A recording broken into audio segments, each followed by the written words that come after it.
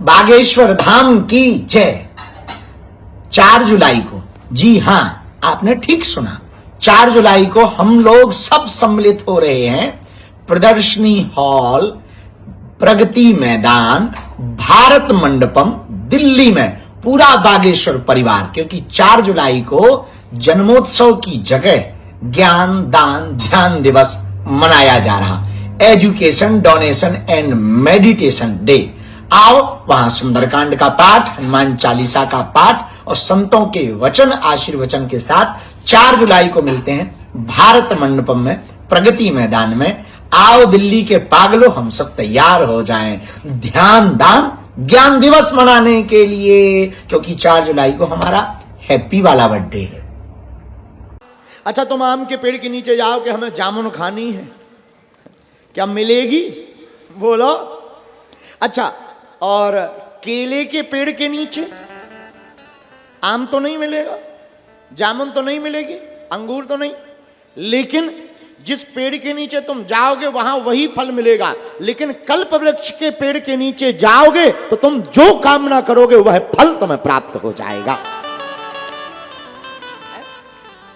जामुन के पेड़ के नीचे तुम्हें जामुन ही मिलेगी, आम के पेड़ के नीचे आम ही मिलेगा, लेकिन कल्प वृक्ष के पेड़ के नीचे सब कुछ मिलेगा। वैसे ही जो मंत्र हैं वो साधारण एक एक पेड़ हैं, उनके नीचे तो एक एक कामना की सिद्धि हो सकती है। राम नाम कल्प वृक्ष महामंत्र है, इसके नीचे तो सब कामनाओं की पूर्ति हो सकती है। बोलो सीताराम, जोर से बोलो सीताराम। उसी राम नाम के बल पर नल नील ने पत्थर को तैरा करके 1200 किलोमीटर का लंबा 120 किलोमीटर का चौड़ा पुल बना दिया। इतना बड़ा पुल बन गया, सेतु बंद भई भीड़ अति, भीड़ ज्यादा हो गई। समुद्र का पुल तो बन गया पर भीड़ ज्यादा हो गई। अब जब भीड़ ज्यादा हुई, क्या किया जाए?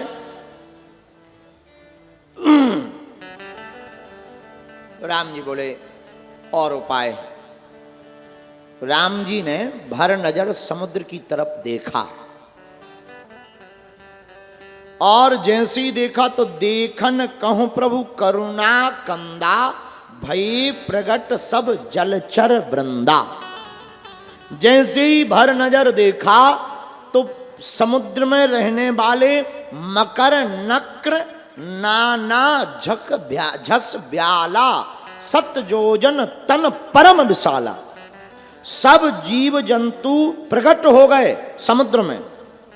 और जैसे ही प्रकट भय तो देखते ही देखते एक पुल पत्थरों का बना, नाना प्रकार के जीव समुद्र में प्रकट हो गए और सब राम जी की ओर देखने लगे, राम जी उनकी ओर देखने लगे, एक टकटकी लगाए हुए देखने लगे। तो सबके सब जैसे ही बाहर निकले तो पूरे समुद्र में पुल जैसा समुद्र बन गया।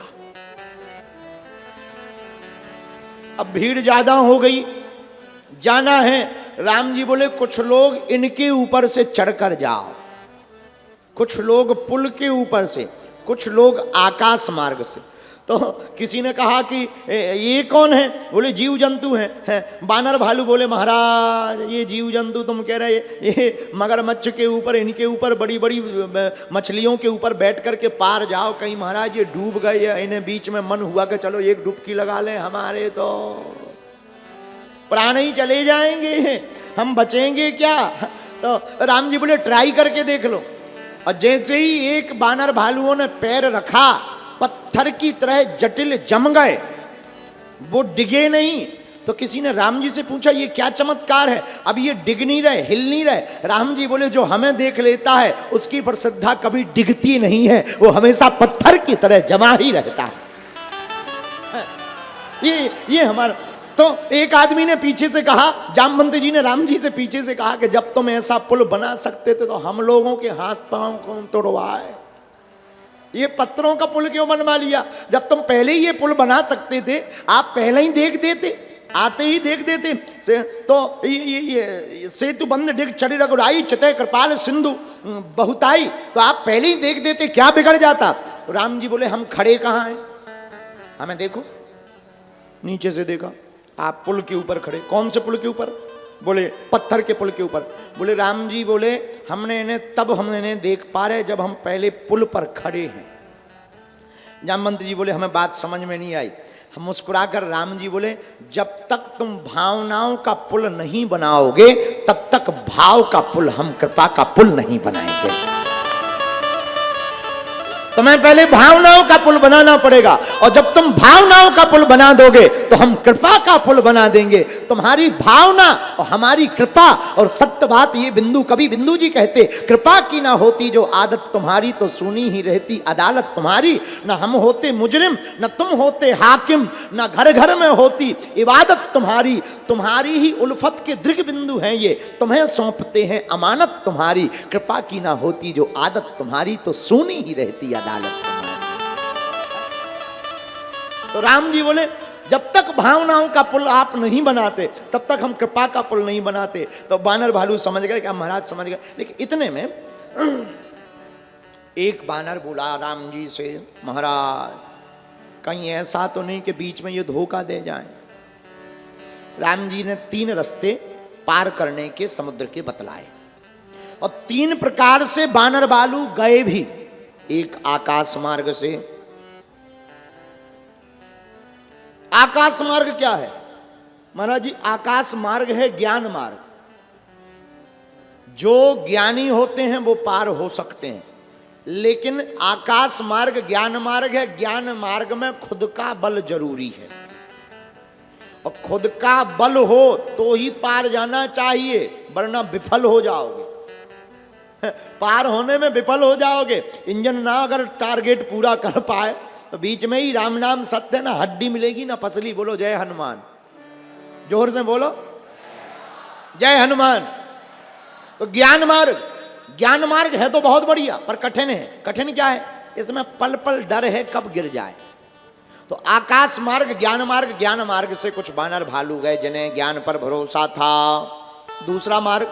दूसरा मार्ग जल जंतु वाला, जल जंतु के ऊपर पैर रखकर। ये कौन सा मार्ग है? ये है कर्म मार्ग।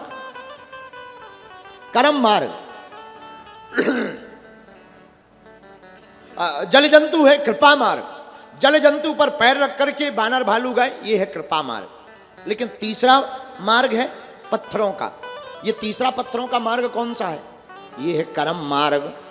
इसमें कर्म किया, पुल बना, अब तुम पार जा सकते हो।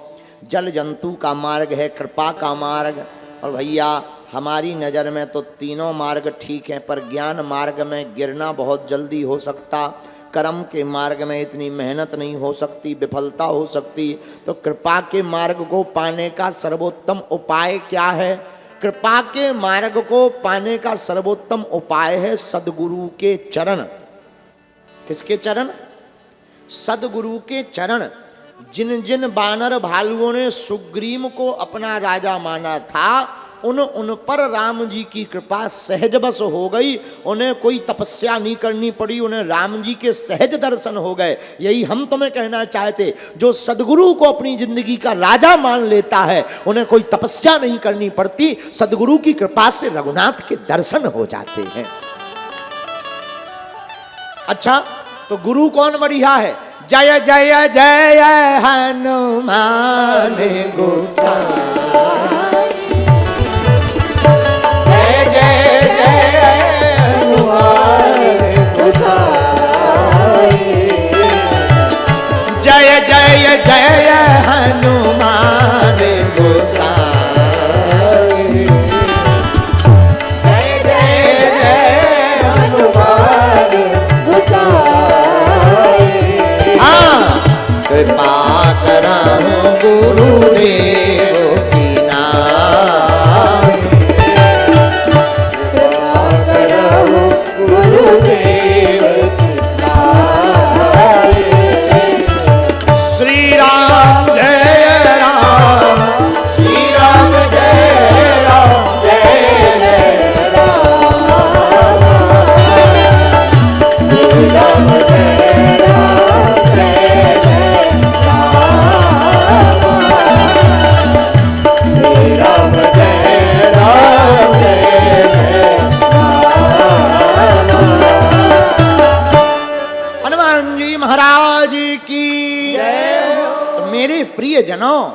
कृपा के बल पर प्रभु को पाया जा सकता है, इसमें कोई संदेह नहीं। पर कृपा किसकी है ये बड़ा महत्वपूर्ण है। रावण की कृपा हो तो तपना ही पड़ेगा, रावण की कृपा हो तो तपना ही पड़ेगा। दर्शन तो भय पर तप गए, दर्शन तो भय पर तप गए। और जिन पर हनुमान जी की कृपा हो उन्हें दर्शन भी भय और तर भी गए। लेकिन एक एक एक एक बहुत बारीक अंतर है। रावण पक्ष वाले भी तरे, और इनका तो सिद्धांत ही पक्का है। तो हम बैठे बैठे आज सोच रहे थे कि रावण के लोग भी तर गए और इस तरफ वाले भी तर गए, फिर पक्ष विपक्ष का क्या मतलब? दोनों समान ही है, समान है, क्या दिक्कत? लेकिन एक उत्तर निकल के आया। हम अगर अपने बलबूते पर रामेश्वरम आए तो हमें टिकट खुद करवानी पड़ेगी, गाड़ी मंगवानी पड़ेगी, होटल बुक करना पड़ेगा, रूम लेना पड़ेगा। और हमें कोई अगर भेजे तो ये हमारी जिम्मेवारी नहीं होती, ये जिम्मेवारी भेजने या बुलाने वाले की होती है। यही पक्ष और विपक्ष का अंतर होता है कि अगर तुम विपक्ष में रहोगे तो पूरी सिस्टम बनाने की जिम्मेवारी तुम्हारी रहेगी, अगर तुम राम जी के पक्ष में रहोगे तो भेजने की जिम्मेवारी प्रभु श्री राम की हो जाएगी। तो हमें, जैसे हम यहां आए रामेश्वरम, तो हमें कोई टेंशन नहीं थी, क्योंकि हमें बुलाने वाले बुला रहे थे, ले जाने वाले ले जा रहे। हमारे अहलू वालिया जी आ गए, बोले गुरुजी चील गाड़ी रखी है, चलिए उड़िए। हमें कोई टेंशन नहीं कि कहाँ से जानी है, कितने बजे उतरनी है, फिर कार कैसे पहुँचेगी। उधर त्रिपाठी जी की गाड़ी पहुँच गई, हम पहुँच गए, यहाँ आ गए, हमें पता नहीं चला। तो देखो ये क्या मतलब है, अगर ये हमें आना होता तो खुद गाड़ी बुक करो, टैक्सी बुक करो, ट्रेन में धक्का खाओ, मुक्का खाओ, धूला खाओ, तब पहुँच पाते। यही अंतर है जाने में और पहुंचवाने में। यही हम तुमसे कहना चाहते हैं। अगर तुम विपक्ष में रहोगे तो कृपा तो होगी, जाओगे तो, पर सेटिंग तुम्हारी खुद की चलेगी, पुरुषार्थ तुम्हें खुद करना पड़ेगा। और अगर प्रभु के पक्ष में रहोगे तो तुम्हारी जिम्मेवारी नहीं, पर परमात्मा की जिम्मेवारी तुमको पहुंचाने की हो जाएगी। बोलो सीताराम, जोर से बोलो। अच्छा, पक्ष और विपक्ष का इतना ही अंतर नहीं, एक अंतर और हमें मिला। ये अंतर, एक प्रसंग रामायण का, एक पात्र रामायण का है, एक पात्र भागवत का। महाराज जी शिवपुराण अभी कर रहे हैं, आचार्य हैं वृंदावन के। आप लोगों ने भागवत में कथा सुनी होगी भीष्म पितामह की, जिनको बाणों की सैया प्राप्त हो। रामायण में एक प्रसंग है श्री जटायु जी का। दोनों को मृत्यु के समय परमात्मा मिले। जटायु राम जी के पक्ष में है, भीष्म पितामह विपक्ष में। अब दोनों की मृत्यु का हमने 6 आकलन निकाले महाराज।